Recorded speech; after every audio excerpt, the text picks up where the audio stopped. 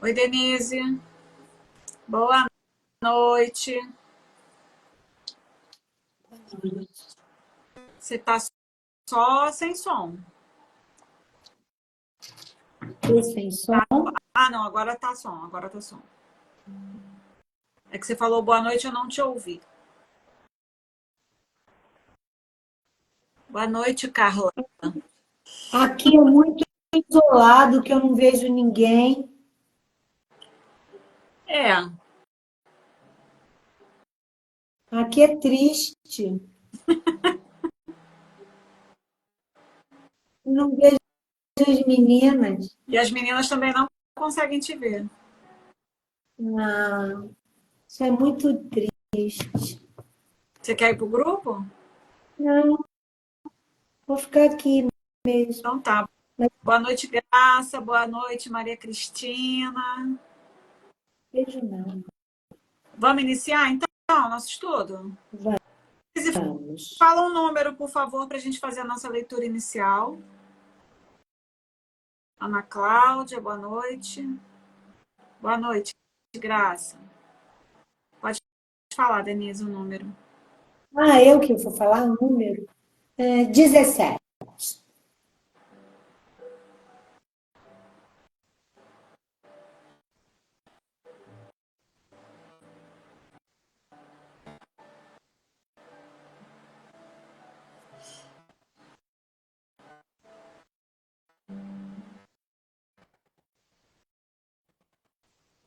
Só um minutinho que está carregando aqui. Boa noite, Josi.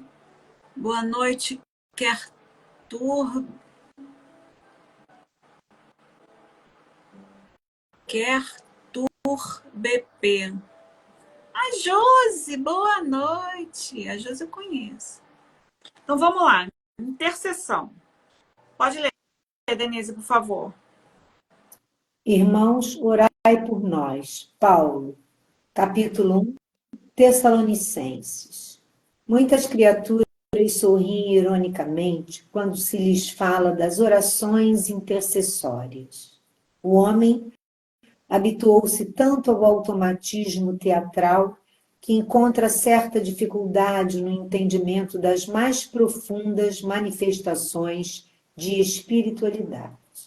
A prece intercessória, todavia, prossegue espalhando benefícios com os seus valores inalterados. Não é justo acreditar seja essa oração o incenso bajulatório a derramar-se na presença de um monarca terrestre a fim de obtermos certos favores. A súplica da intercessão é dos mais belos atos de fraternidade e constitui a emissão de forças benéficas e iluminativas que, partindo do espírito sincero, vão ao objetivo visado por abençoada contribuição de conforto e energia. Isso não acontece, porém, a pretexto de obséquio, mas em consequência de leis justas. O homem custa crer na influenciação das ondas invisíveis do pensamento. Contudo, o espaço que o cerca está cheio de sons que os seus ouvidos materiais não registram. Só admite o auxílio tangível. No entanto, na própria natureza física, vê-se árvores venerandas que protegem e conservam ervas e arbustos, a lhes receberem as bênçãos da vida, sem lhes tocarem jamais as raízes e os troncos. Não ouvides os bens da intercessão. Jesus orou por seus discípulos e seguidores nas horas supremas. Emmanuel. E aí, pode comentar. O que você entendeu? Intercessão é intervenção, não é? Então, a intercessão eu acho que é uma prece com fé. Seria isso? Uma prece com muita fé. Porque, na verdade, as pessoas fazem as orações, as preces, as intercessões, mas elas não acreditam muito porque elas só creem naquilo que elas podem tocar, no que é tangível. E a prece, a gente já aprendeu que é alguma coisa que vem de dentro do coração. Então, é sentimento puro.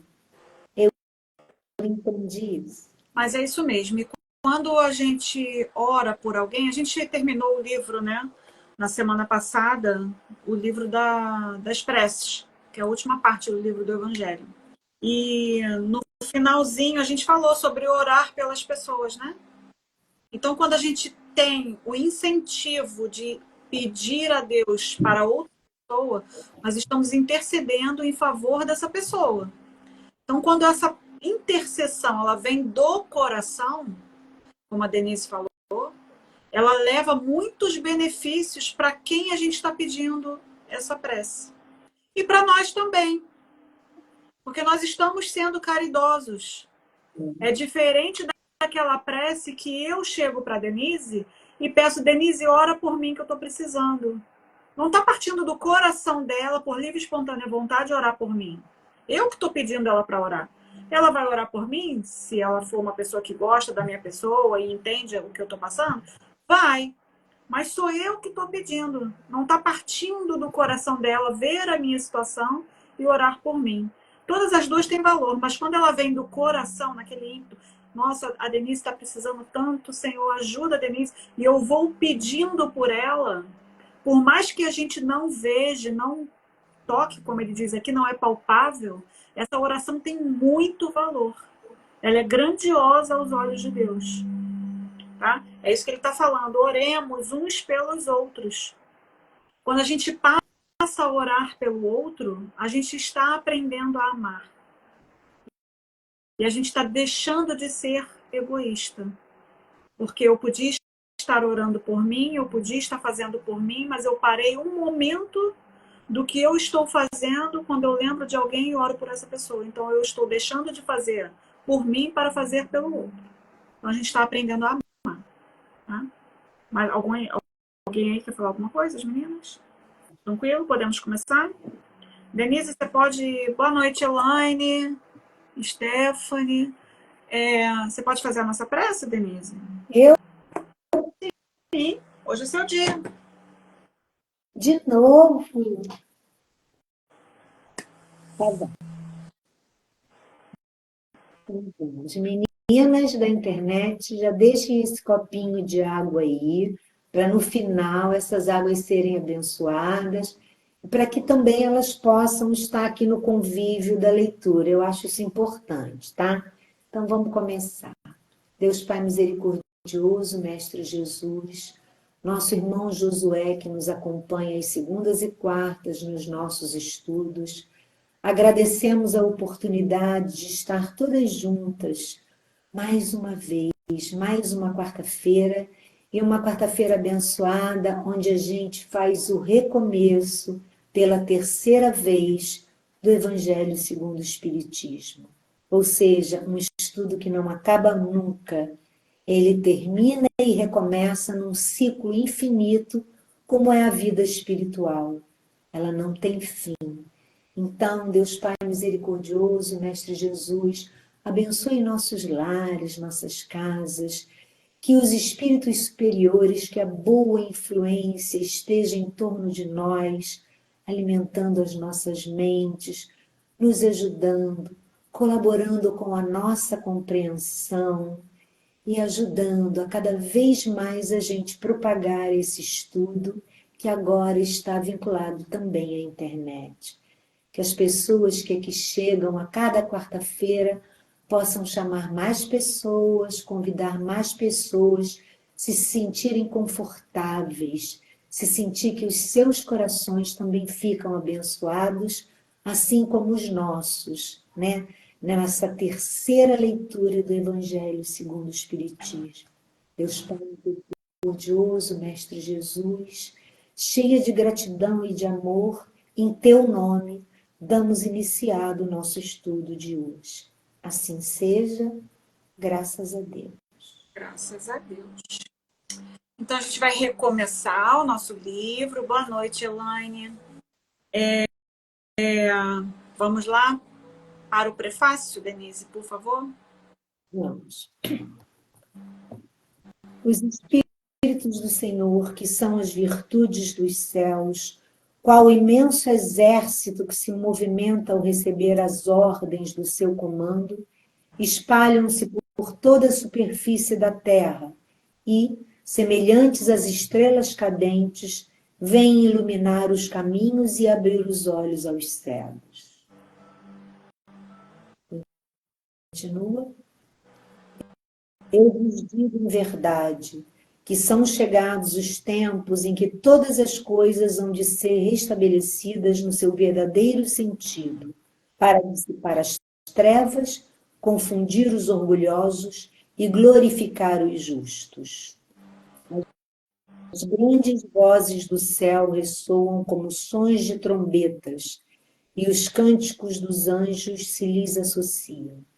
Nós vos convidamos a vós, homens, para o divino concerto.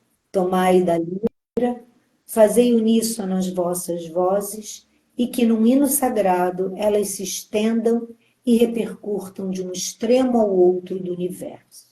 Homens, irmãos a quem amamos, aqui estamos junto de vós. Amai-vos também uns aos outros e dizei do fundo do coração, fazendo as vontades do Pai que está no céu, Senhor, Senhor, e podereis entrar no reino dos céus. O Espírito de verdade. Já sabemos quem é o Espírito de verdade, né? Sim ou não? Jesus Cristo. Justamente, tá? Para quem não sabe, Denise já deu a resposta. O Espírito de verdade é o nosso amado Cristo, é o Jesus que nós conhecemos encarnado, tá? Olha o que ele fala aqui. Os Espíritos do Senhor, que são virtudes do céu. Por que os Espíritos do Senhor são virtudes do céu?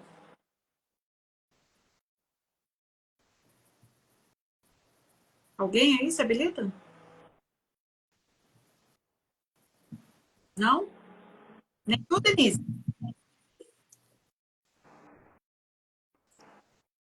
Sempre Está na live hoje. Vamos lá, gente. Os Espíritos do Senhor, que são virtudes dos céus, são aqueles espíritos virtuosos que já não precisam reencarnar, porque eles já não têm mais falhas. Isso, Graça, são os espíritos puros, tá? É uma egrégora de espíritos virtuosos, onde já não existe orgulho, vaidade, ira, rancor, mágoa. Então, eles têm só virtudes. Então, são espíritos amorosos, aqueles que já aprenderam o significado da palavra amor, que nós, encarnados, ainda não sabemos amar. Estamos no processo de aprendizagem, porque a gente ama com egoísmo, tá? A gente ama com orgulho. A gente ama para nos satisfazer.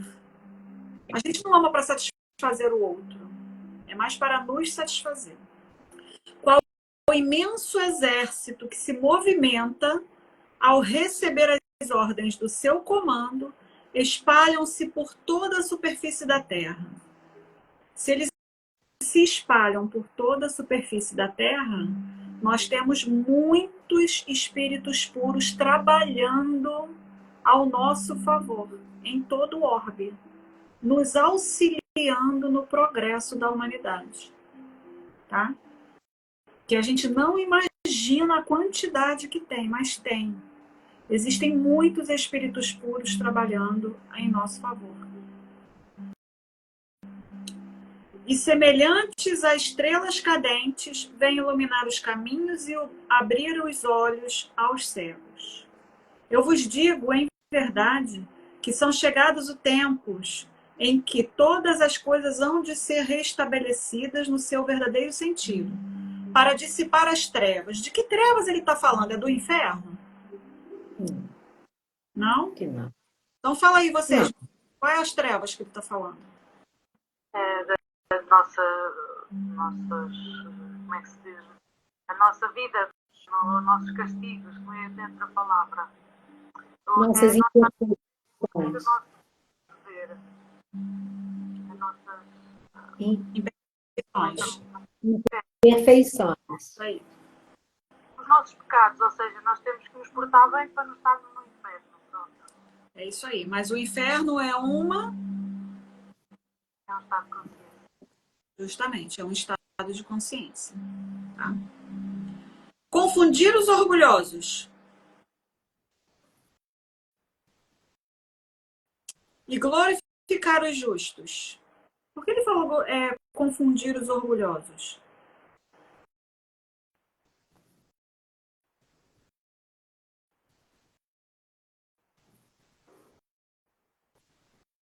Porque eles precisam ver com outros olhos? Também. Fazer a confusão para eles poderem ver o outro lado? Também. Ele precisa se reconhecer, né, gente? Nós que somos orgulhosos, isso aí, Elaine, nossa ignorância. Os orgulhosos, eles precisam, muitas das vezes, passar por situações muito difíceis, ficarem confusos mesmos, para eles compreenderem o valor da divindade, o valor da superioridade de Deus. Porque muitos orgulhosos não reconhecem Deus, que dirá uma espiritualidade que está à sua volta. Né? Porque o orgulho não deixa. Ele se acha tão importante que ele esquece que existe Deus. E glorificar os justos é porque se nós formos pessoas justas, seres humanos justos, nós sairemos melhores do que quando chegamos daqui e evoluímos mais rapidamente. Então, que a gente seja sempre justo no nosso viver, no nosso falar e no nosso agir. Tá? As grandes vozes do céu ressoam como sons de trombetas, e os cânticos dos anjos se lhes associam. Nós vos convidamos, a vós homens, para o divino concerto. O que seria esse divino concerto?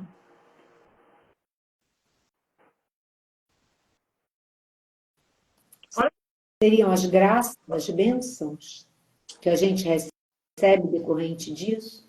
Olha o que ele está falando aqui, ó.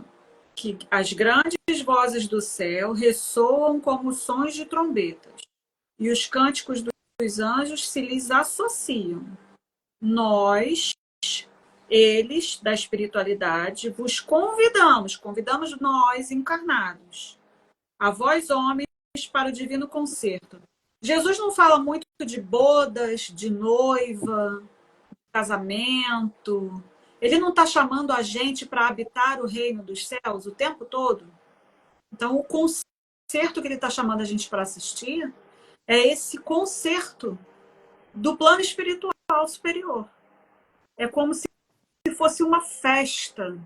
Quando a gente vai num concerto de músicas clássicas, a gente não se emociona, a gente não acha belo? Imagina um concerto musical, estou falando só de uma forma que a gente entenda. Imagine um concerto musical de espíritos puros, onde tudo é muito belo que a gente nem consegue imaginar, onde a nossa visão não consegue alcançar essa grandiosidade. É para esse tipo de concerto que Jesus está chamando. É para sermos noivas do Cristo, não no sentido figurado de mulher e homem, mas é habitar ao lado de Jesus, é conviver com ele diariamente no reino dos céus. Ele está nos convidando a cada parábola a viver com ele num reino de espíritos puros, virtuosos. Imagina que canção bela não seria essa? Fala. Você quer falar, Denise? Não. Ah, é que você fez assim com... Não, estava vendo quem estava online. Ah, então tá. Tomai a lira, tomai da lira, fazei uníssonas vossas vozes, e que num hino sagrado elas se estendam e repercutam de um extremo ao outro do universo. Gente, imagina quando todos nós, habitantes do planeta Terra, nos tornarmos espíritos puros.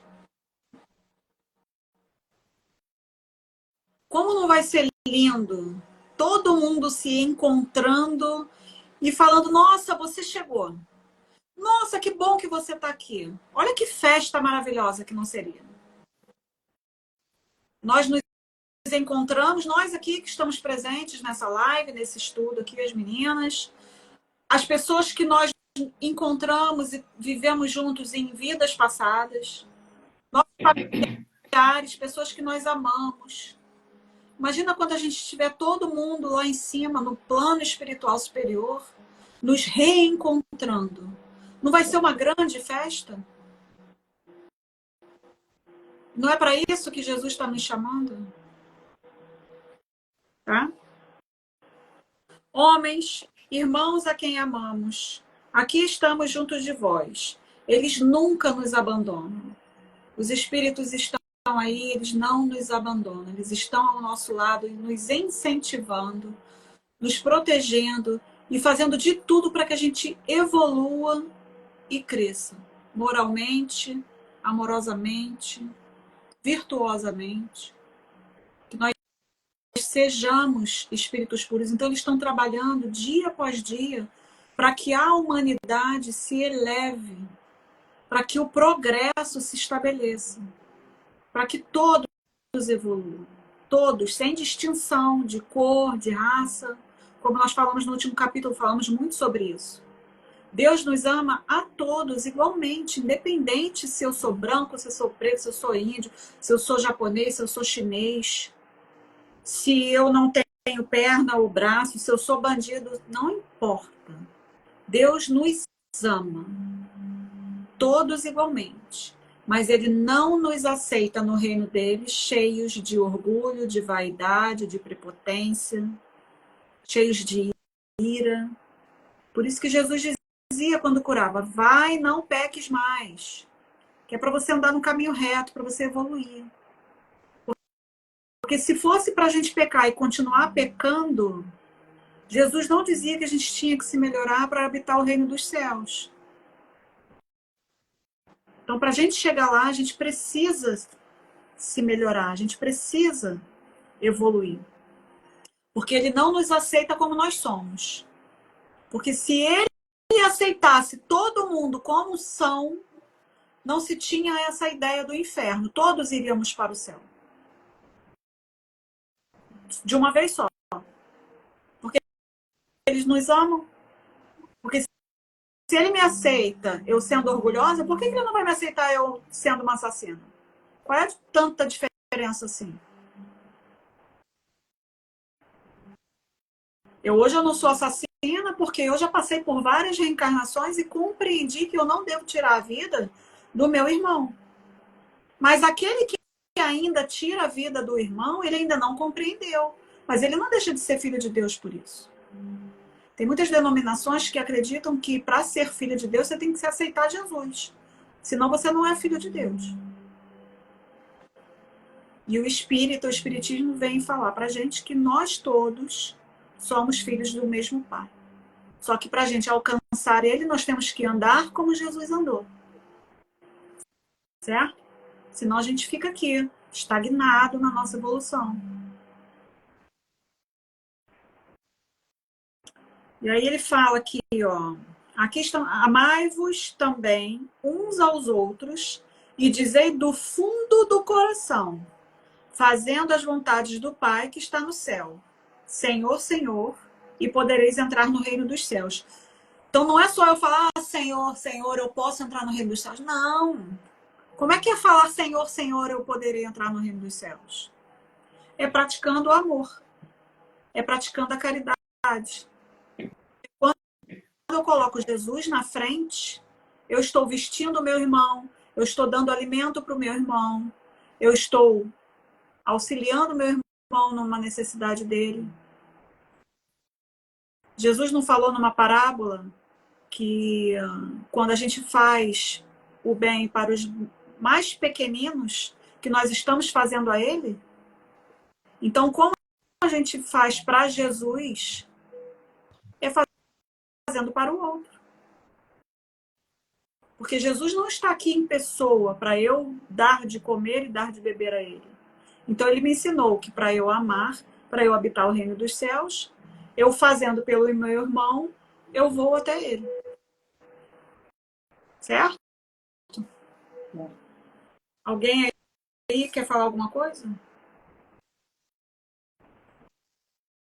Então, a gente amando os nossos irmãos e transformando o nosso interior, a gente um dia vai habitar esse reino tão esperado.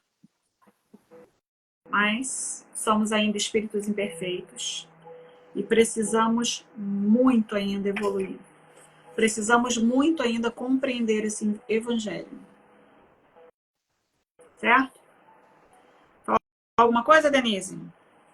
Não, então, senhora. Vamos iniciar a introdução do nosso livro pela terceira vez nesse grupo de estudos. E só agora a gente resolveu abrir aqui na internet para o pessoal. Vou até colocar a data de hoje. Que dia é hoje? Alguém pode me informar? 31. 31. Nem a data de hoje a pessoa sabe, tem noção que eu tô perdida? Só um lápis. 31 de julho, amanhã já é agosto. Então, nós começamos o primeiro livro dia 1º/6/2021.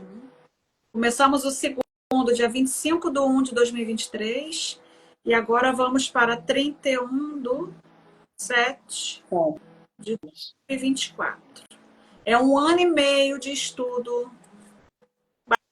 Bate quase certinho, assim, só não bate o dia certo, né? Mas a quantidade de meses dá 1 ano e meio certinho por estudo. Então já sabemos que esse estudo aqui levará 1 ano e meio. Vamos lá. Pode ler. O objetivo desta obra.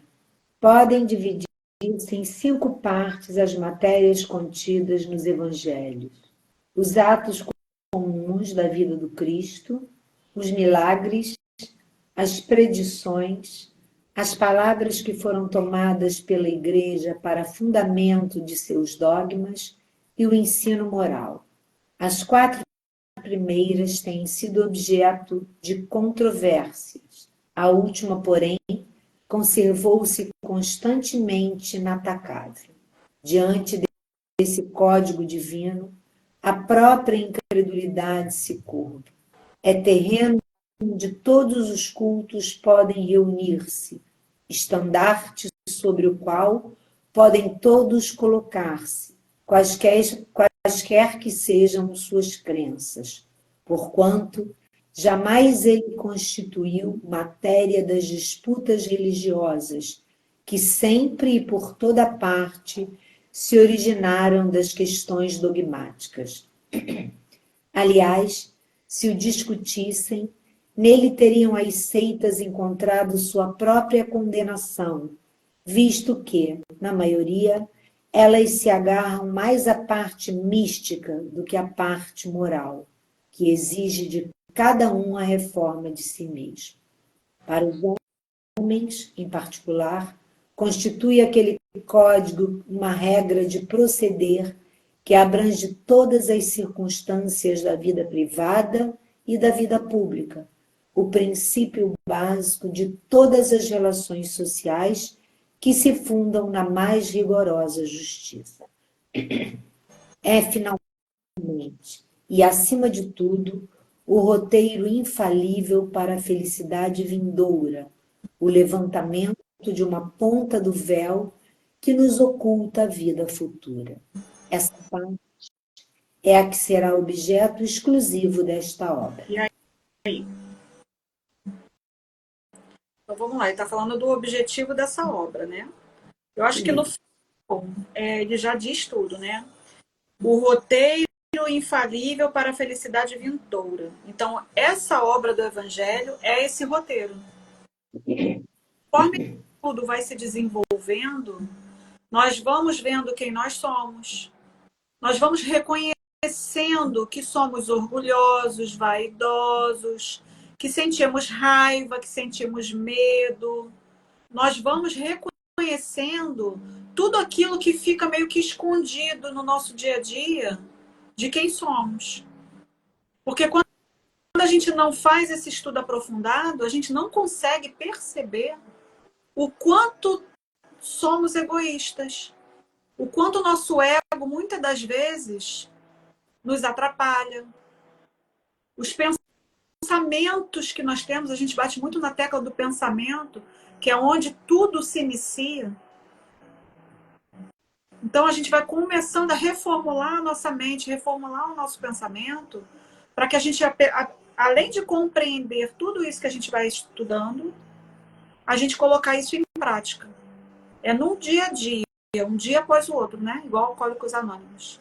É um dia de cada vez. Só por hoje eu não fofoquei. Só por hoje eu não falei mal de ninguém. Só por hoje eu não tive um pensamento destrutivo. E assim a gente vai acostumando a nossa mente e vamos dominando a nossa mente. E não permitindo que esses sentimentos nos dominem e os pensamentos também. Nós é que temos o poder de dominar quem somos e dominar a nossa mente. Tá? Porque se a gente deixa que o sentimento e os pensamentos nos dominem, a gente está ferrado. E aí, através desse estudo, a gente consegue reconhecer muita coisa. Eu acredito que as meninas que estão aqui já perceberam isso ao longo do estudo. A diferença que faz de pensamento, de modo de vida, do modo de viver, de quando você começa esse estudo e quando você termina. É transformador. Mas a gente tem que querer, a gente tem que buscar. E colocar em prática, porque não adianta só ter o conhecimento e não colocar em prática. Tá? Jaciara, uma coisa que eu achei... Toda codificação é revelação divina. Isso, Denise, Elaine. Desculpa, Denise. Essa obra, assim como toda codificação, é revelação divina. Isso. E aqui eu achei super importante, porque ele fala, né, das 5 partes contidas no Evangelho, mas ele fala que as 4 primeiras ainda existe objeto de controvérsia, mas a última conservou-se inatacável até os dias de hoje, que é justamente o ensino moral. São as leis, né? As leis divinas. O ensino moral, é trabalhar a moralidade mesmo. A nossa moral. É essa modificação que você acabou de falar. É o orgulho, é a violência, é a ira, é a avareza. Aí a gente tem que modificar isso. E aos poucos, com o estudo, a gente vem percebendo que não um grau assim muito forte, mas que a gente tem, por exemplo, no trânsito. Às vezes você leva uma fechada, às vezes o ônibus faz uma bobagem. Cara, a gente ficava muito irritada e não sei o quê, e metia a mão na buzina. Hoje, por exemplo, se eu já vejo que tem um apressadinho, se eu já percebo que o ônibus vai fazer das dele, eu já abro antes o espaço para que ele siga. E isso é um tipo de reforma moral, entendeu? Num dado momento, eu me aborreceria muito, sabe? Agora eu já deixo passar, entendeu? Porque eu não vou levar isso para mim. Porque quem se prejudica quando eu fico irritada sou eu. O cara do ônibus, do carro, da moto, seja lá quem for, tá nem aí para mim. Ele vai fazer as barbaridades dele, vai passar e vai embora. E eu é que vou ficar com aquele sentimento. Pô, o cara me fechou, o cara... Tanto que ainda agora eu estou de férias, né? Mas eu estava parada num sinal. Aí senti um tum no meu carro. Aí eu olhei, era um motoqueiro. Aí ele pediu para eu abrir o vidro, eu abri, ele falou assim, olha, eu só toquei, tá? Eu falei, não, tá tudo bem. Porque aquele negócio da Seara não ia adiantar. Porque motoqueiro não ia adiantar, ele é muito mais rápido que eu, muito mais veloz, muito menor. Aí eu falei, não, tudo bem. Não, você quer saltar para olhar, para ver? Eu falei, você não disse que foi só um toque? Eu não tenho motivo para desacreditar, foi só um toque, não aconteceu nada. Ele mesmo, primeiro que ele foi super educado, né? Mas ele mesmo estranhou a forma com que eu falei com ele, entendeu? Porque ele provavelmente ia esperar uma outra coisa, uma reação mais agressiva, talvez. Mas eu nem ia fazer mesmo, porque estava no sinal ali na Praça da Cruz Vermelha, o cara ia embora e ia embora. Falei, não, você não disse que só tocou? Eu não tenho motivo para acreditar. Ele, não, mas se você quiser parar para olhar, eu falei, não, mas eu não quero parar para olhar. Eu acredito em você. Ele olhou para mim e falou, pô, valeu, não sei o que. Eu fechei o vidro e cada um foi embora na sua paz. Eu não sei se há 3 anos, tem 3 anos o estudo, né?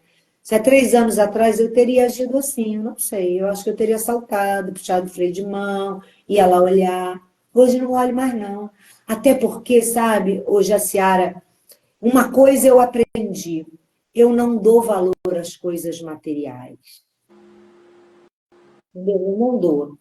Eu tenho meu carro, ele me leva para todos os lugares, é claro que eu cuido, porque é um bem, eu trabalhei para conquistar o meu carro, mas eu não tenho essa coisa, entendeu? Eu não deixo de usar o meu carro por causa disso ou daquilo, entendeu? Ou quando eu tenho um estacionamento, mesmo que pago para colocar, eu coloco. Mas eu não deixo de usar porque eu não tenho um estacionamento. Senão, perde sentido para mim, entendeu? Então, eu mudei muito, eu mudei Mas bastante. é, Tem muitos erros. mas é porque antes da gente estudar o Evangelho, a gente achava que tudo era culpa do outro.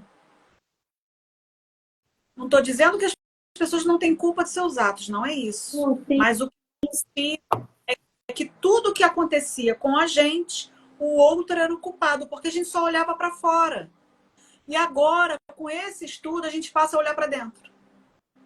E aí a gente consegue, através desse estudo, mudar o pensamento. Como a Denise falou, se fosse há tempos atrás, ela ia sair, ela podia ficar nervosa, ela ia falar coisas que de repente não deveria, ficar nervosa e estragar o dia dela.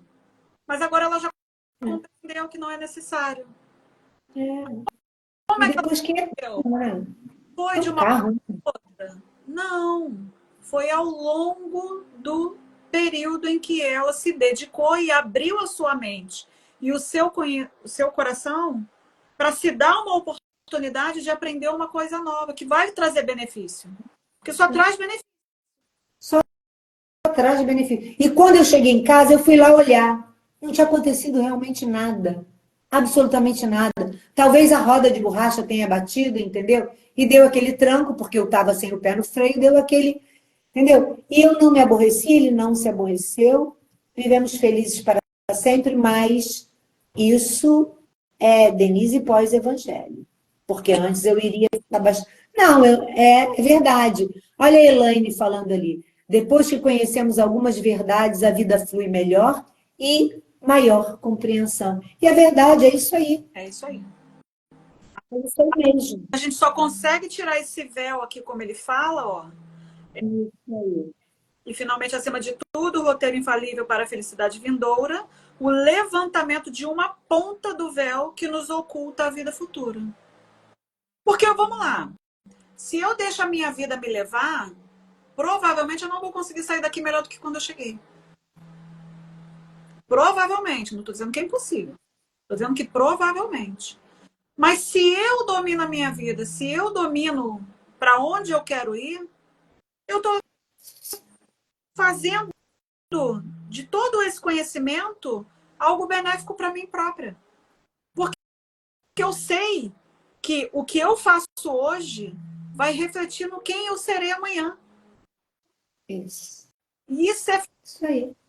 o que eu faço hoje reflete em quem eu serei amanhã. Eu estou plantando o meu futuro. Então, que futuro eu quero plantar para minha vida? Um futuro da Denise de 3 anos atrás, antes de começar o estudo, ou um futuro de uma Denise de agora? E aí a gente vai colher bons frutos, porque se a gente está fazendo esse esforço, tendo essa mínima vontade de modificar, de melhorar, de fazer crescer as virtudes dentro da gente, eu só vou colher coisas boas, gente. Só vou colher coisas boas.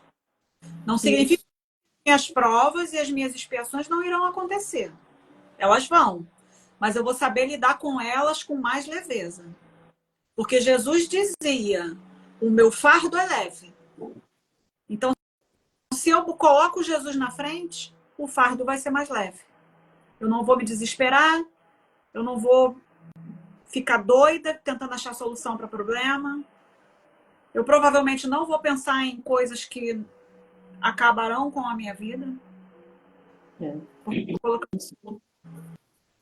Tá? Então é importantíssimo a gente colocar Jesus na frente das nossas decisões e pedir sempre orientação a Ele. Porque Ele é o caminho, a verdade e a vida, não tem outro.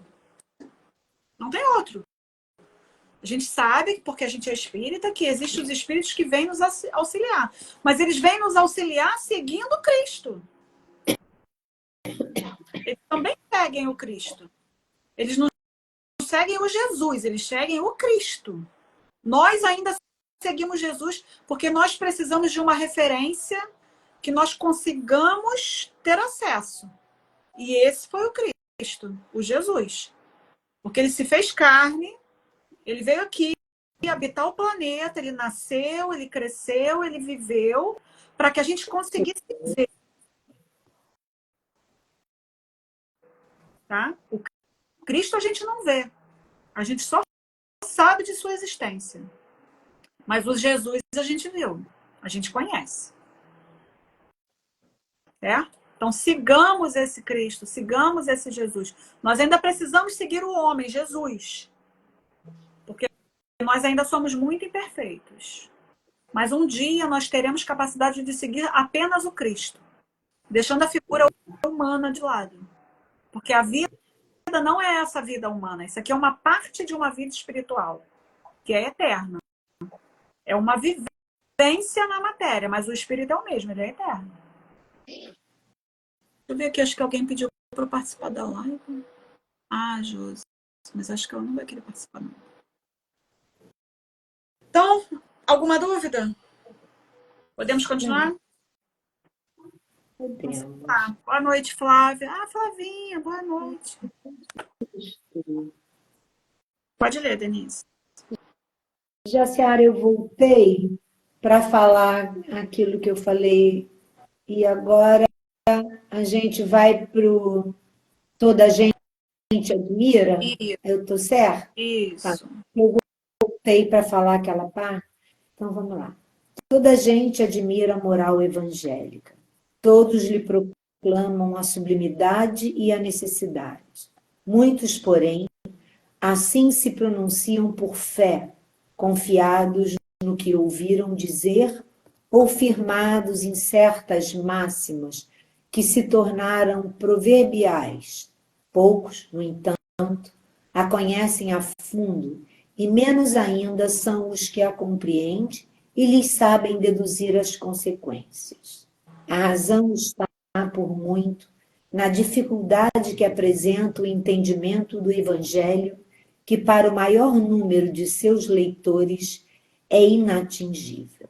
A forma alegórica e o intencional misticismo da linguagem fazem que a maioria o leia por desencargo de consciência e por dever, como leem as preces sem as entender, isto é, sem proveito. Passam-lhes despercebidos os preceitos morais disseminados aqui e ali, intercalados na massa das narrativas. Impossível, então, apanhar-se-lhes o conjunto e tomá-los para objeto da leitura e meditações especiais. Para aí, vamos comentar. Vamos comentar, tem muita coisa. Todo mundo, independente de religião, acredita no moral evangélico. Acredita, todo mundo tem fé. Uns mais, outros menos. A gente sempre acredita em alguma coisa. Só que ele está falando aqui, ó, todos lhe proclamam a sublimidade e a necessidade. Então, todo mundo sabe a sublimidade da religiosidade, né, de Deus, de Jesus, dentro da sua crença. E todo mundo sabe da necessidade, porque se nós não tivéssemos necessidade de Cristo, nós não o procuraríamos, certo? Se eu vou a certa religião é porque eu estou em busca dele. Então, a grande maioria tem uma religião, seja ela qual for. Perfeito. Aí, olha o que ele fala aqui depois. Muitos, porém, assim se pronunciam por fé, só pelo que acredita no que ouviram dizer, ou porque leem, né? Lê a Bíblia lá e acredita naquilo que está lendo, coisa e tal. Beleza, tudo bem, não tem problema nenhum com isso.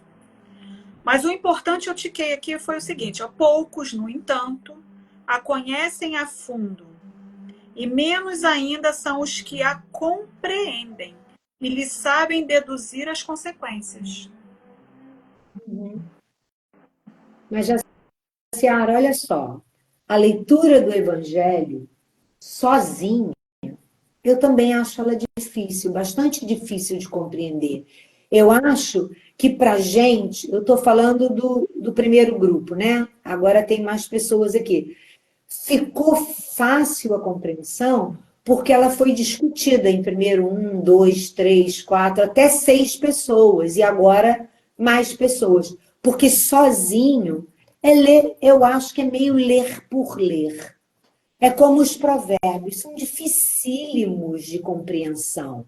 Todos os provérbios. A gente tem que ir fundo na compreensão e pegar a ideia do que eu acho, com o que você acha, com o que o outro acha, para a gente fazer um pensamento único. Porque a dificuldade, eu acho, muito grande se uma leitura solo. Eu acho. Certeza. O Caminho da Luz, eu demorei muito para lê-lo, porque eu voltei várias vezes, porque sozinha é muito difícil. E não sei se compreendi todas as partes do A Caminho da Luz. Umas eram muito claras para mim, por conta das outras leituras que nós já tínhamos feito. Mas muitas ali ficaram até um pouco obscuras. Eu ia na internet pesquisar o significado daquilo. Foi uma leitura muito lenta e muito difícil, porque foi uma leitura solo. É verdade. Mas por isso que se aconselha grupos de estudos. Jesus, quando ele ia para a casa das pessoas para pregar, para falar, era uma reunião. Então ele falava e as pessoas ali perguntavam. Era como se fosse um estudo. Só que hoje nós temos o livro, a leitura, para nos guiar. Naquela época não tinha, era o que ele falava e as pessoas perguntavam e ele respondia. Só depois que vieram os escritos. Porque Jesus não deixou nada escrito. Nada. Ele não pegou um papel e um lápis e escreveu. Não.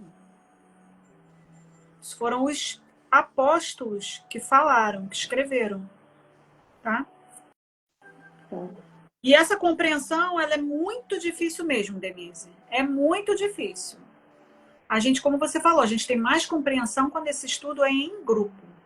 A não ser que seja uma pessoa muito intelectualizada e que tenha grandes facilidades de pegar isso aqui, ler e compreender fielmente. Nós não, nós temos que estudar, por isso que estamos na terceira vez do estudo. Porque ainda temos muito a aprender. Apesar de já ter estudado 2 vezes o livro, temos muito que aprender ainda com esse livro. Temos muito que compreendê-lo. Tá? Se não for aquela coisa maquinal de repetição. É como a oração, né? As orações que são ditas maquinalmente, que tem muitas orações bonitas, mas elas precisam ser ditas e compreendidas, e não só repetidas mecanicamente, né? Porque senão é aquilo que a gente diz assim, de cor e salteado. Aí você pergunta para um jovem, para uma criança em fase de alfabetização, e depois da letra tal, vem qual? Ela, A, B, C, D, E, F, G, H. Ela faz todo o roteiro decorado para saber a que vem depois, ou seja, ela não compreendeu, ela precisa, então é aquela coisa repetida, maquinal, que não está intuída, está decorada, né? Memorizada. E aí ele completa aqui, ó, a razão está, por muito, na dificuldade que apresenta o entendimento do Evangelho, que para maior número dos seus leitores é ininteligível, porque ele lê e não compreende. E aí, por conta dele ler e não compreender, nós vimos muitos enganos ao longo das eras da história que foram cometidas em nome de Deus. Muitas atrocidades foram cometidas em nome de Deus. Nós sabemos da história. Eu acho que não precisa nem entrar em detalhe aqui, porque todo mundo conhece a história. Pode não conhecer profundamente, mas já ouviu falar. Vou só citar pessoas queimadas vivas porque eram cristãs. Depois, pessoas queimadas vivas porque não eram cristãs. Tá? Eu ainda tenho dificuldade de entender algumas passagens e por isso o estudo tem que ser ininterrupto, pois cada vez é um enfoque novo. É isso aí, Elaine. A Elaine sabe bem, né? A casa que ela canta é a que eu frequentava. E lá é estudo, o foco lá principal é o estudo. E realmente é complicado. A forma alegórica e o intencional misticismo da linguagem fazem que a maioria leia por desencargo de consciência e por dever, como leem as preces sem as entender. Isto é sem proveito. Passam-lhes despercebidos os preceitos morais, que são esses preceitos morais que aqui no estudo do Evangelho não passam despercebidos.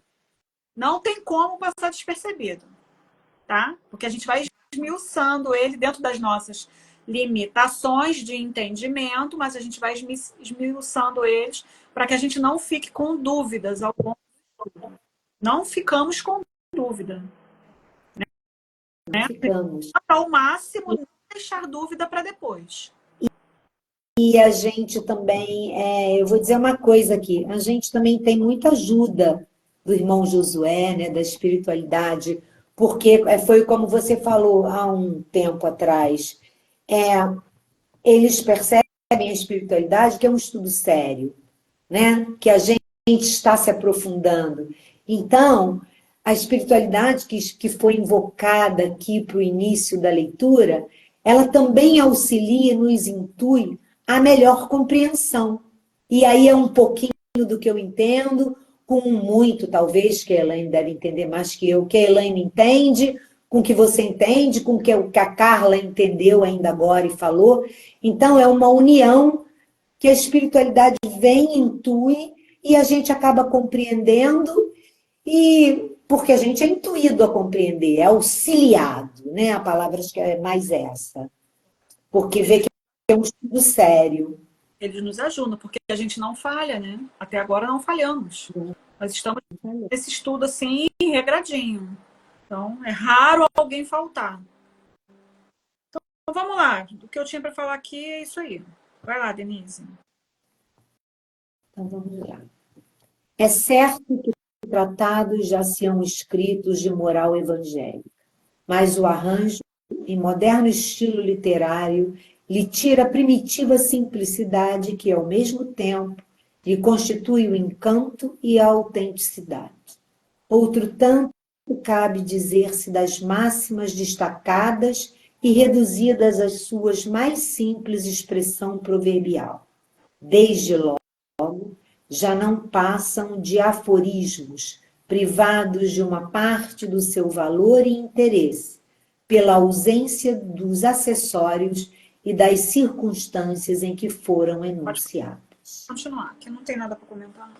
Para obviar a esses inconvenientes, reunimos nesta obra os artigos que podem compor, a bem dizer, um código de moral universal sem distinção de culto. Nas citações, conservamos o que é útil ao desenvolvimento da ideia, pondo de lado unicamente o que se não prende ao assunto. Além disso, respeitamos escrupulosamente a tradução de Saci, assim como a divisão em versículos. Em vez, porém, de nos atermos a uma ordem cronológica impossível e sem vantagem real para o caso, grupamos e classificamos metodicamente as máximas, segundo as respectivas naturezas, de modo que decorram umas das outras, tanto quanto possível. A indicação dos números de ordem dos capítulos e dos versículos permite-se se recorra à classificação vulgar quando oportuno. Olha o que ele fala aqui, né? Que eles montaram o livro de acordo com que cada parábola que é estudada, uma seja a sequência da outra. Que na Bíblia não tem essa sequência. Então, eles pegaram a importância das parábolas. A gente já percebeu isso no estudo, né? A gente lê uma parábola, quando vai ler a outra, é complemento da anterior que a gente leu, tá? Vai lá, pode continuar, que aqui também não tem o que falar, não. Esse, entretanto, seria um trabalho material que, por si só, apenas teria secundária utilidade. O essencial era pô-lo ao alcance de todos, mediante a explicação das passagens obscuras e o desdobramento de todas as consequências, tendo em vista a aplicação dos ensinos a todas as condições da vida. Foi o que tentamos fazer com a ajuda dos bons espíritos que nos assistem. Pode prosseguir. Muitos pontos dos evangelhos, da Bíblia e dos autores sacros, em geral por si sós, são ininteligíveis, parecendo alguns até irracionais, por falta da chave que faculte se lhes apreenda o verdadeiro sentido. Essa chave está completa no Espiritismo, como já o puderam reconhecer os que têm estudado seriamente e como todos mais tarde ainda melhor o reconhecerão. Para aí. Por que ele está falando aqui que a chave da compreensão dos evangelhos é o Espiritismo?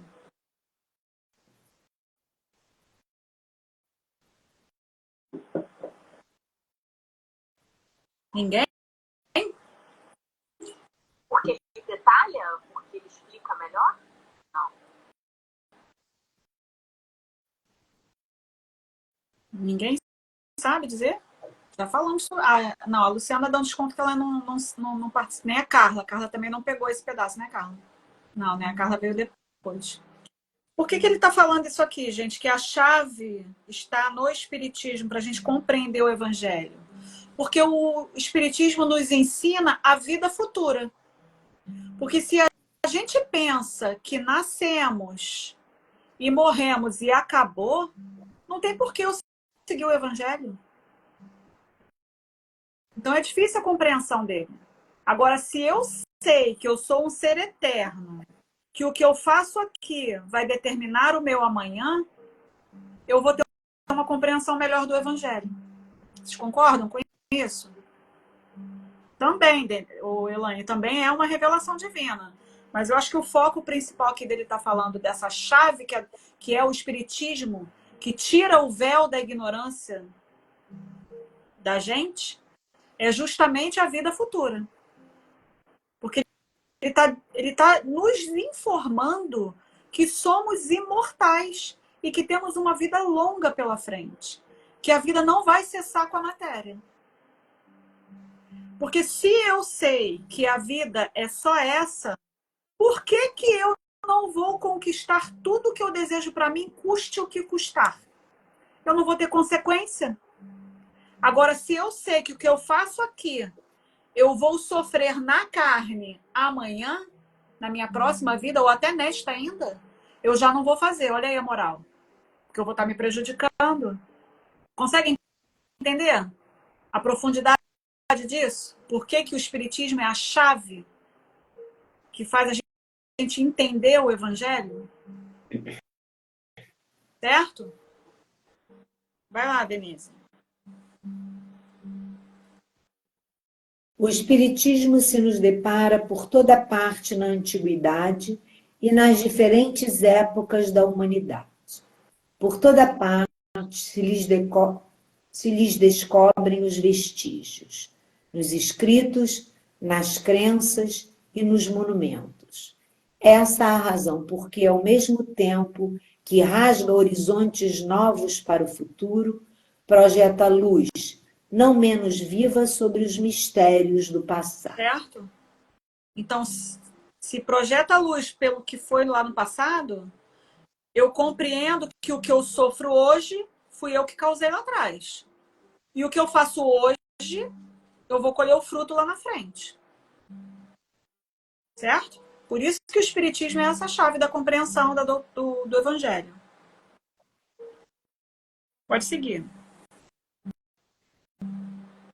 Como complemento de cada preceito, acrescentamos algumas instruções escolhidas, dentre as que os espíritos ditaram em vários países e por diferentes médiuns.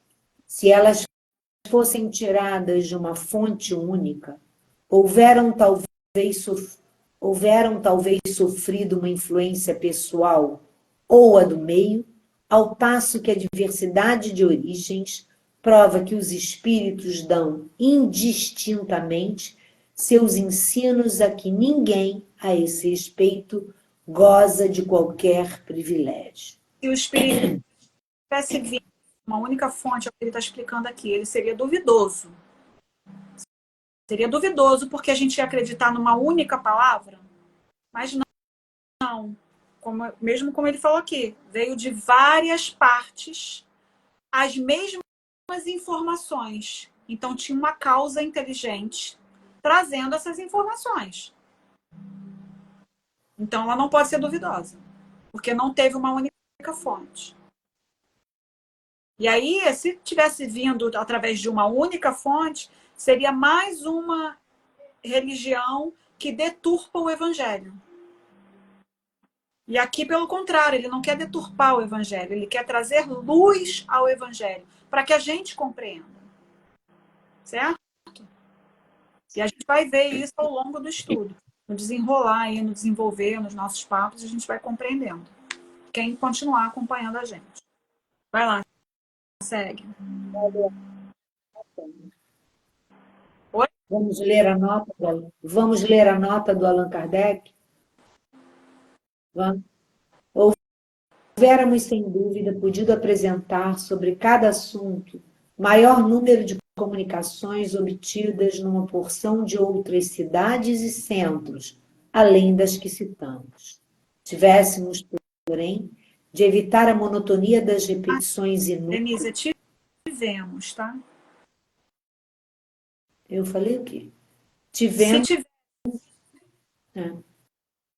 Tivemos, porém, de evitar a monotonia das repetições inúteis e limitar a nossa escolha às que, tanto pelo fundo quanto pela forma, se enquadravam melhor no plano desta obra, reservando para publicações ulteriores as que não puderam caber aqui. Quanto aos médiuns, abstivemo-nos de nomeá-los. Na maioria dos casos, não os designamos a pedido deles próprios, e, assim sendo, não convinha fazer exceções. Ademais, os nomes dos médios nenhum valor teria acrescentado à obra dos espíritos. Mencioná-los mais não fora, então, do que satisfazer ao amor próprio, coisa que os médiuns verdadeiramente sérios nenhuma importância ligam. Compreendem eles que, por ser meramente passivo o papel que lhes toca, o valor das comunicações em nada lhes exalça o mérito pessoal, e que seria pueril envaidecer-se de um trabalho de inteligência ao qual é apenas mecânico o concurso que prestam. Certo? Certo. Esta obra é para uso de todos. Dela podem todos aurir os meios de conformar com a moral do Cristo o respectivo proceder. Aos espíritas, oferece aplicações que lhes concernem de modo especial.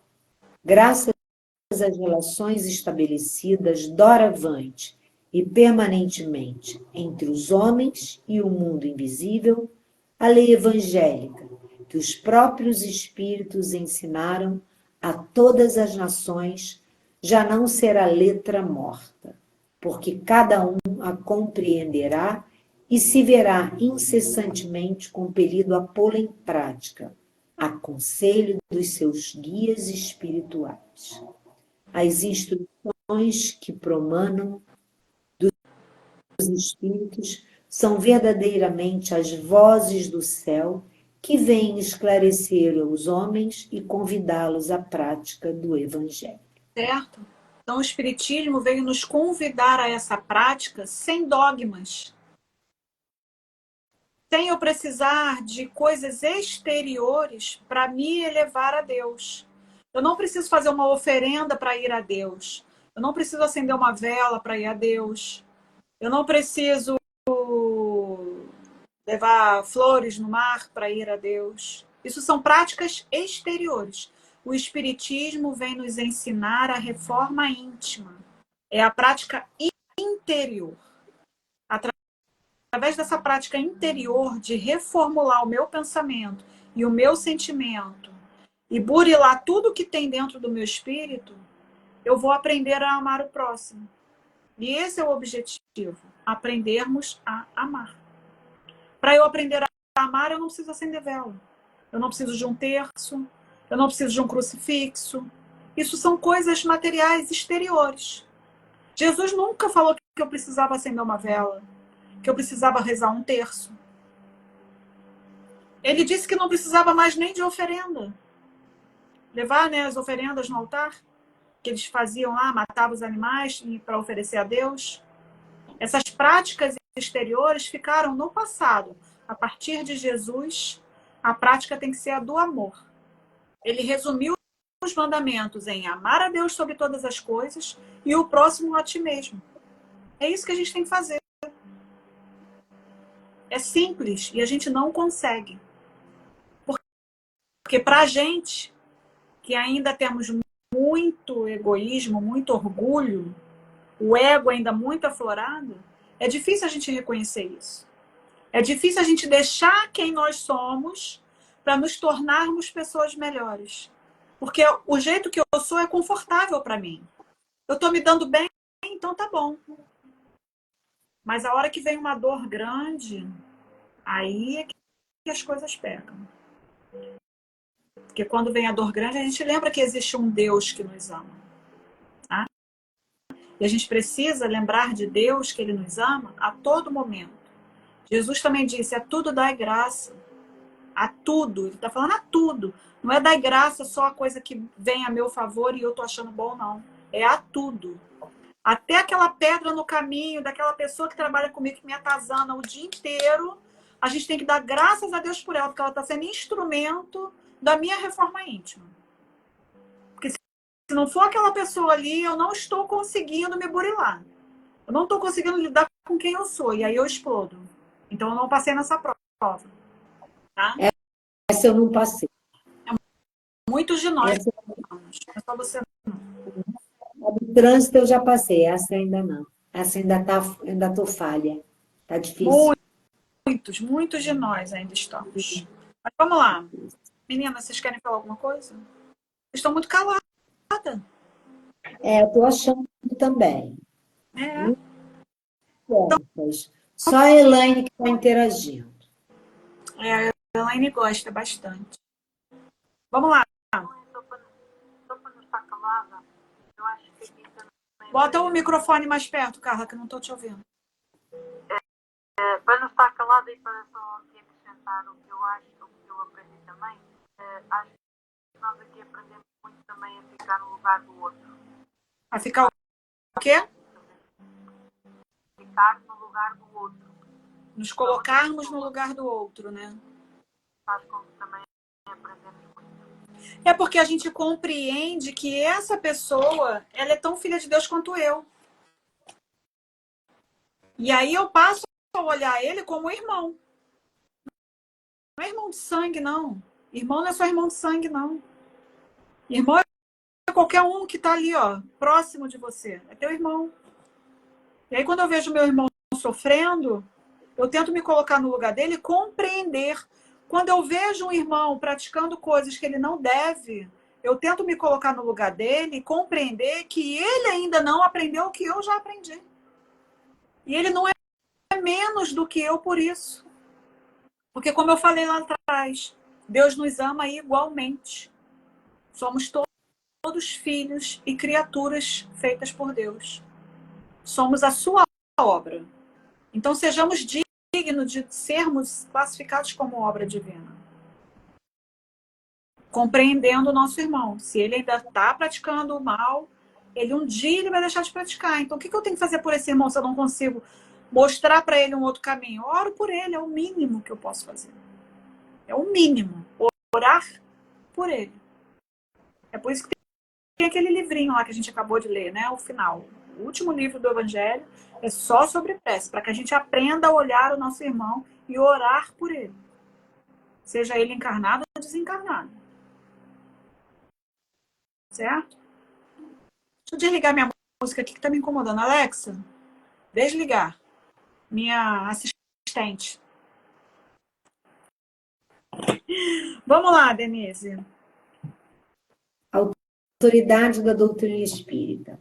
Controle universal do ensino dos espíritos.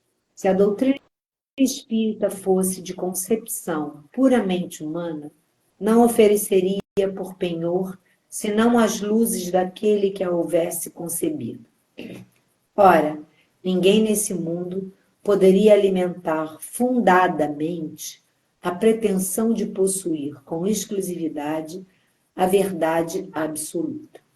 Se os espíritos que a revelaram se houvessem manifestado a um só homem, nada lhe garantiria a origem, porquanto fora mister acreditar sobre palavra naquele que dissesse ter recebido deles o ensino. Admitida de sua parte, sinceridade perfeita, quando muito poderia ele convencer as pessoas de suas relações. Conseguiria sectários, mas nunca chegaria a congregar todo o mundo. Acho que não precisa explicar, né? Tá bem compreendido, né? Pode ir. Quis Deus que a nova revelação chegasse aos homens por mais rápido caminho e mais autêntico. Incumbiu, pois, os espíritos de levá-la de um polo a outro, manifestando-se por toda parte, sem conferir a ninguém o privilégio de lhes ouvir a palavra. Um homem pode ser ludibriado, pode enganar-se a si mesmo. Já não será assim quando milhões de criaturas veem e ouvem a mesma coisa. Constitui isso uma garantia para cada um e para todos. Ademais, pode fazer-se que desapareça um homem, mas não se pode fazer que desapareçam as coletividades. Podem queimar-se os livros, mas não se podem queimar os espíritos. Ora, queimassem-se todos os livros e a fonte da doutrina não deixaria de conservar-se inexaurível, pela razão mesma de não estar na terra, de surgir em todos os lugares e de poderem todos descendentar-se nela. Faltem os homens para difundir. Haverá sempre os espíritos, cuja atuação a todos atinge e aos quais ninguém pode atingir. Certo? Porque espírito existe desde que o mundo foi formado, gente. Desde que teve o primeiro habitante aqui na Terra. Antes de o mundo ser formado, já existiam espíritos. Porque na Bíblia está escrito, façamos o homem a nossa imagem e semelhança. Façamos quem, se só existia Deus? Segundo a Bíblia naquela época, né? Muitas pessoas acham que Deus criou o mundo e ali colocou o primeiro homem. E aí depois tirou uma parte de si e virou Jesus. E a gente sabe que não é bem isso. Porque lá está escrito, façamos o homem a nossa imagem e a nossa semelhança. Se Deus era único, quem são os outros? Então, espíritos existem desde... Não temos noção. Não temos noção. Então, é um engano a gente achar que nós fomos criados assim, num piscar de olhos e pronto. Deus soprou um ventinho na minha narina e eu passei a pensar e a falar. É muito ilusório isso. Então, só a gente estudando mesmo o Evangelho, compreendendo o Espiritismo, que a gente consegue compreender essas coisas. E estudem a Gênese com o Haroldo Dutra Dias. Eu sempre faço propaganda dele. Dá para compreender muita coisa. Mas segue lá. São, pois, os próprios espíritos que fazem a propagação com o auxílio dos inúmeros médiuns, que também eles, os espíritos, vão suscitando de todos os lados. Se tivesse havido unicamente um intérprete, por mais favorecido que fosse, o espiritismo mal seria conhecido. Qualquer que fosse a classe a que pertencesse, tal intérprete houvera sido objeto das prevenções de muita gente e nem todas as nações o teriam aceitado, ao passo que os espíritos se comunicam em todos os pontos da terra, a todos os povos, a todas as seitas, a todos os partidos e todos os aceitam. O espiritismo não tem nacionalidade e não faz parte de nenhum culto existente. Nenhuma classe social o impõe, visto que qualquer pessoa pode receber instruções de seus parentes e amigos de além-túmulo. Cumpra, seja assim, para que ele possa conduzir todos os homens à fraternidade. Se não se mantivesse em terreno neutro, alimentaria as dissensões em vez de apaziguá-las. Certo? Alguma dúvida? Não? Por que ele está falando aqui que os espíritos se comunicam a todos os pontos da Terra, de todos os povos, a todas as seitas, a todos os partidos e todos os aceitam? Vocês sabem.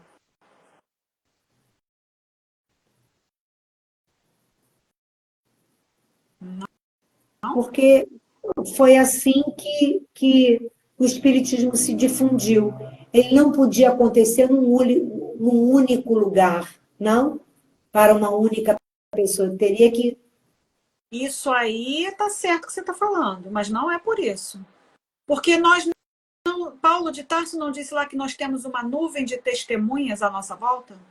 Então, independente de país que você nasça, independente de religião que você tenha, a espiritualidade nos influencia a todo instante. E a gente aceita. Sabe por que a gente aceita? Porque a gente não domina a nossa mente. Lá no Livro dos Espíritos tem aquela questãozinha básica que eu sempre falo, que Kardec pergunta se os espíritos conseguem nos influenciar. E eles respondem que eles não só nos influenciam, mas muitas das vezes eles dirigem a nossa vida. Então nós, sem sabermos, nós aceitamos essas influências. Porque não estamos vigilantes. Não prestamos aquela famosa atenção do vigiar e orar, para saber se esse pensamento que me habita é realmente meu. Vigiar e orar é nosso pensamento. Isso aí, Carmen. Entendeu? Por isso que a gente aceita. É o que ele está dizendo aqui. Cadê? Aqui, ó, qualquer que fosse a classe que pertencesse, tal intérprete houvera sido objeto de prevenções de muita gente, e nem todas as nações o teriam aceitado, ao passo que os espíritos se comunicam em todos os pontos da Terra.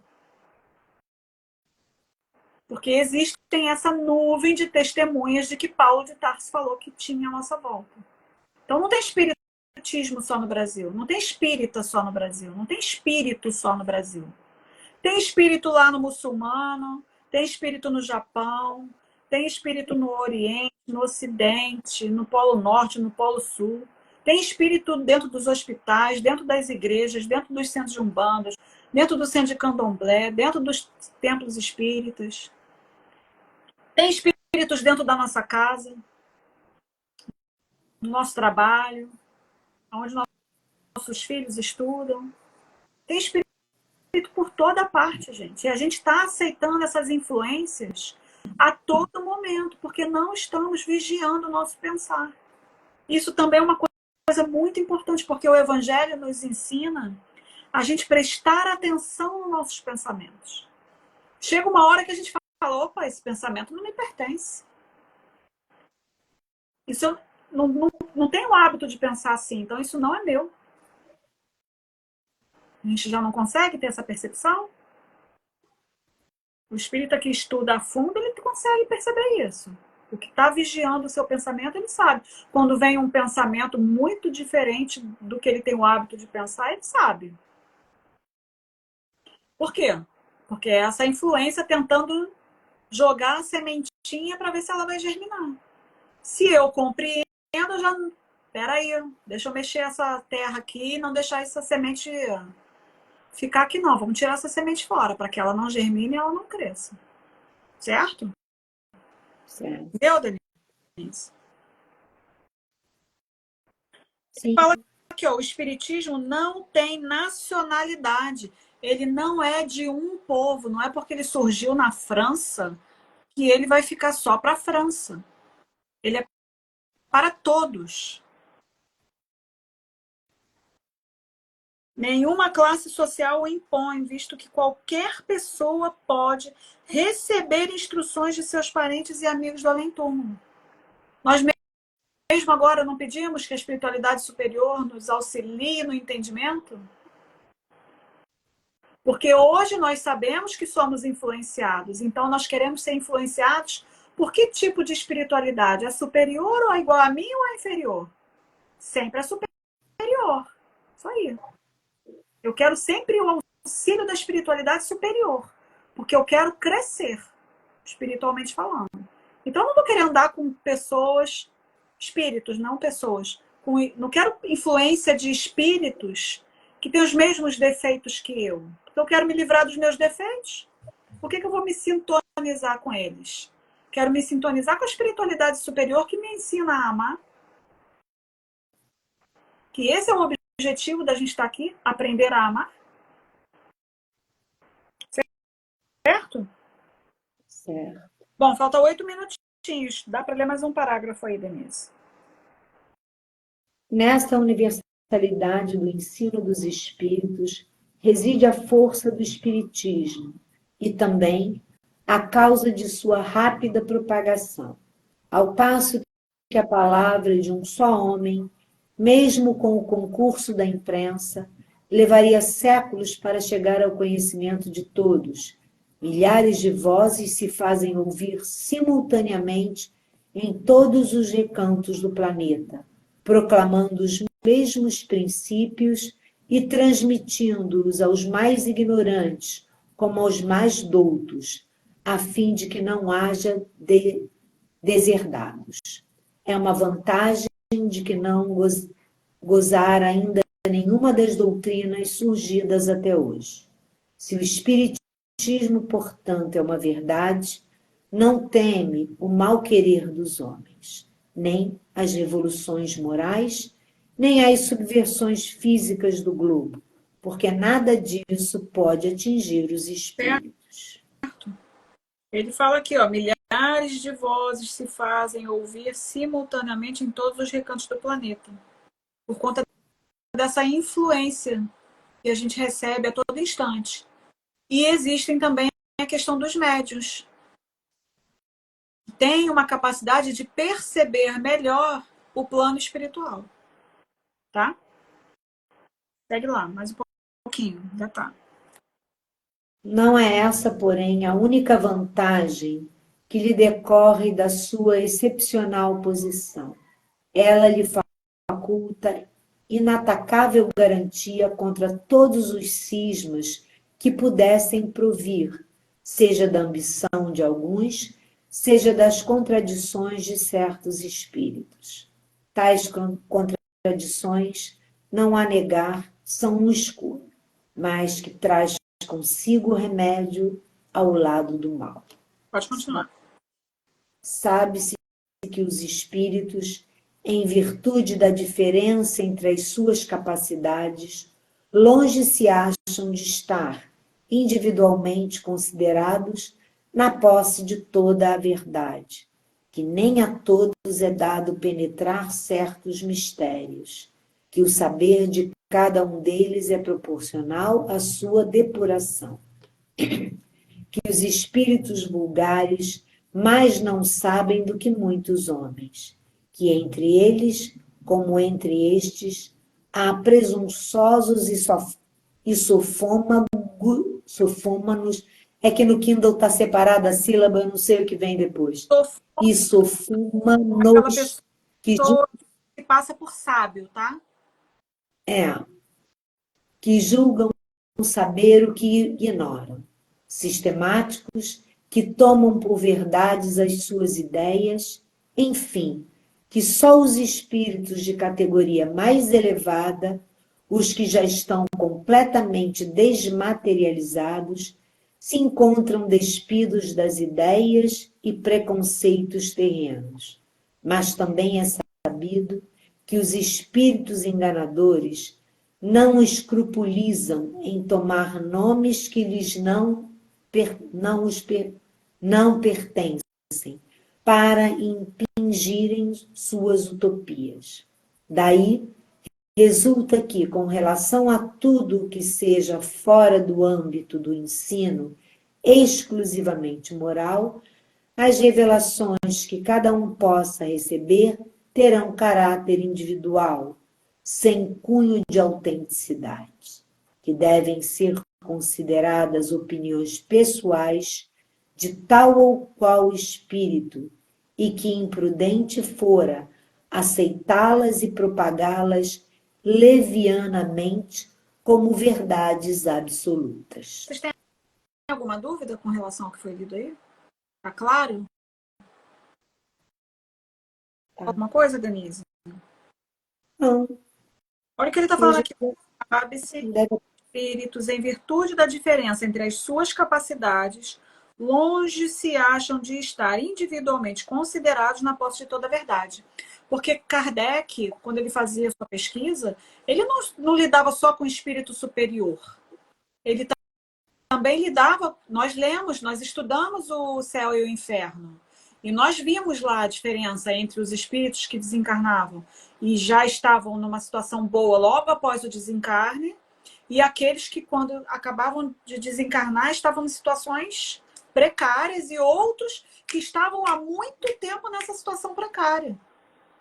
Então, as comunicações que ele recebiam tinham os dois lados, dos espíritos mais elevados, né? Os nem tanto, e aqueles espíritos que ainda eram muito sofredores, uns muito mais arraigados ainda na maldade, não por questão porque eles são maus para a vida toda, não, mas naquele momento eles ainda estavam muito fechados para a vingança, né? Para a raiva, para o ódio. Então ele tinha que fazer esse crivo de saber lidar com essa situação, de aprender com todas as gamas de espíritos que se apresentavam. Certo? E aí, ó, tem muito. Não me lembro agora qual é o livro, acho que é no. Acho que é no livro dos médiuns que a gente vai estudar depois. Lá no final tem as mensagens apócrifas, se eu não me engano. E aí tem as mensagens desses espíritos que traziam uma mensagem e assinava como se fosse um espírito conhecido para eles que estavam fazendo o estudo na época. Mas de acordo com o tipo de leitura, o tipo da escrita que estava escrita e a mensagem que era trazida, eles conseguiam fazer a comparação com o que o São Luís, por exemplo, dizia. Então eles conseguiam perceber que não era São Luís que estava falando aquilo, que era um espírito que tinha uma certa inteligência, que estava se passando por outra pessoa, assinando como se fosse essa outra pessoa. Então a gente também... E foi aquilo que você falou para a gente também, que às vezes nas casas, quando vem um espírito se nomeando, eu sou Chico Xavier ou alguma coisa, que tem que passar por esse crivo. E como é que identifica? Pelo que diz, pelas palavras que usa, né? Então é esse cuidado que ele pede aqui que a gente tenha, que não acredite em tudo levianamente, mas que observe se realmente aquilo que você está ouvindo advém daquele espírito superior, conhecido no caso, né? Então, é disso que você também está falando aqui. Com relação ao que a gente estuda também, por aí, pela vida, né? Também serve de uma orientação, para que a gente tenha o crivo para saber daquilo que a gente está lendo. A gente não pode Isso. de graça. Eu tenho que ouvir ouvir, eu tenho que ler, mas eu tenho também que fazer esse crivo, analisar, para saber se tudo que está escrito ali não está sendo contraditório. Isso também a doutrina espírita nos ensina. A não cair nessas armadilhas, né? Nessas seduções. Nem tudo que... Porque a gente sabe, na pandemia rolou muita mensagem na internet sobre espíritos, né? Sobre gamas de espíritos, egrégoras espirituais, que descarta. Se você conhece o espiritismo, se você estuda, você sabe fazer a diferença, se aquilo ali é um espírito enganador ou se realmente é um mentor espiritual que está trazendo uma mensagem. Primeiro, qual é o objetivo dessa mensagem chegar? Tem alguma coisa que contradiz uma outra? Na maioria tem. Ainda mais se for mensagem muito longa. E tinham mensagens longuíssimas que quando chegava na metade já estava contradizendo o que dizia lá no início. E aí no final aí já embolava uma outra história, era confuso. E as pessoas batiam palma. Por quê? Não conhece, não consegue fazer esse crivo. Então aceita tudo de bom grado. E com a espiritualidade, como nós sabemos que existe essa nuvem de testemunha, nós temos que ter muito cuidado com as influências que a gente recebe. E para a gente ter uma ideia das influências que a gente recebe, é só a gente olhar para o nosso modo de viver, para o nosso modo de pensar. E aí a gente consegue ter mais ou menos uma ideia de quem que está me influenciando. Certo? Bom, vamos encerrar por aqui. Sim. Semana que vem a gente começa o primeiro exame, é isso? Não, ainda tem muita coisa aí. Sim. Sim. O primeiro exame comprovativo sim. Isso. Certo? Certo. Então é isso, pessoal. Encerramos por hoje. Vamos à nossa prece. Vocês ficaram com alguma dúvida, meninas? Não? Não. Tranquilo? Esse iniciozinho é mais tranquilo, né? Depois começa a dar uma complicadinha nas parábolas. Tá? Mas vamos então... Vou dar um minutinho aí pro pessoal da internet pegar um copinho de água pra gente fluidificar. A gente não, né? Quem somos nós? Quem vai fluidificar são os nossos protetores. A minha já tá aqui. A minha também. A minha já vem comigo. A minha leitura. Aqui hoje na minha casa teve cachorro e agora o Flamengo. E agora o quê? Flamengo. Cachorro, Flamengo. Vamos lá, pessoal. Vamos... Flamengo. Então, coloca no mudo, por favor, Ana Cláudia. Obrigada. Então, vamos agradecer. Vocês estão ouvindo bem? Então, vamos agradecer ao nosso Mestre Jesus por mais essa oportunidade bendita de estarmos aqui reunidas em nome dele. Pois onde 2 ou mais estiverem reunidos em seu nome, ali ele estará. Então temos certeza que Jesus está presente através dos seus emissários de amor. Obrigada, Jesus, pela presença dos nossos protetores que nos acompanham, nos auxiliam, nos fazem perceber a sua influência através dos pensamentos, dos bons sentimentos. Quero agradecer a presença do nosso querido irmão Josué, que é um instrutor do nosso estudo. Agradecer a toda a espiritualidade superior aqui presente, as falanges médicas, nossos irmãos que vêm em nosso auxílio, que trazem também aqueles irmãozinhos necessitados de ouvir a tua palavra, Jesus. Muito obrigada por sermos instrumentos dessa espiritualidade bendita e fraterna. Obrigada, Senhor, por essa oportunidade bendita de estarmos reencarnados aqui nesse momento em que a humanidade está em plena transformação. Muito obrigada, Senhor, porque nós tivemos o mérito de estarmos aqui para propagar o teu evangelho, para estudar e para compreender como é difícil colocar em prática esse teu evangelho dentro das nossas limitações inferiores. Mas podemos, Jesus, podemos muito agradecer por essa oportunidade. E devemos sempre sermos gratos, apesar de toda a dor, de todo o sofrimento que nós ou nossos irmãos estão passando. Nós não sabemos que não é por acaso. pois o acaso não existe. Tudo tem um porquê e um para quê, Senhor. E te agradecemos, mesmo sem saber o que fizemos lá atrás para estarmos passando por esse período tão difícil. Mas agradecemos porque sabemos, Senhor, que a dor que nos acomete hoje são falhas nossas lá de trás. E estamos reparando e ressarcindo com a lei. Então pedimos à espiritualidade superior que nos dê força, nos dê resignação, nos dê paciência e nos ensine principalmente a amar. Amar o próximo e a nós mesmos, como tu nos ensinou e tu deseja que nós façamos. Pois como nós falamos aqui no estudo, tu simplificou todas as leis em amar a Deus sobre todas as coisas e ao próximo como a nós mesmos. Então, Jesus, muito obrigada por esse dia, muito obrigada por esse estudo.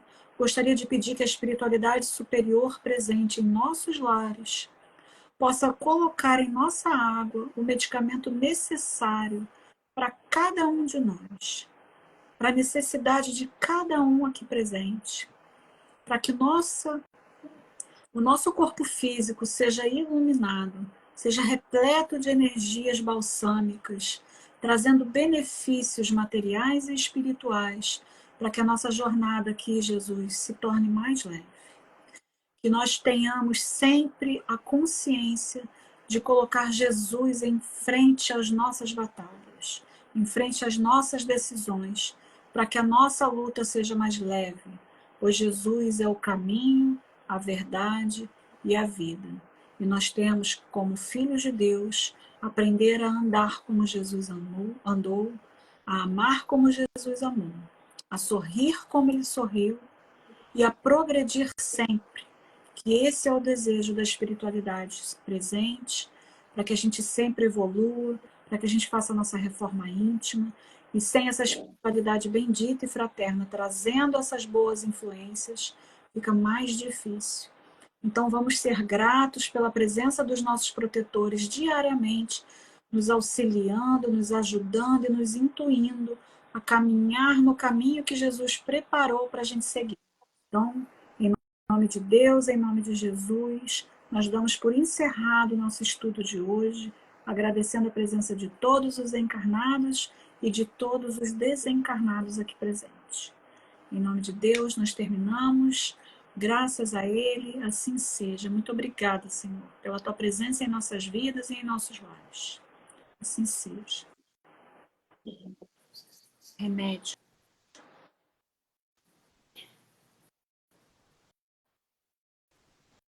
Bom, pessoal, é isso. Semana que vem a gente está de volta às 18 horas e 30 minutos aí no Brasil, 22 horas e 30 minutos aqui em Portugal, até acabar o horário de verão. E até semana que vem, tá bom? Então, tchauzinho, Denise. Bem, tchauzinho, boa noite para vocês aí, gente. Tchau, até Muito... semana. Venham sempre, é muito bom. Tchau, Elaine. Boa noite, pessoal. Fiquem com Deus. Boa noite.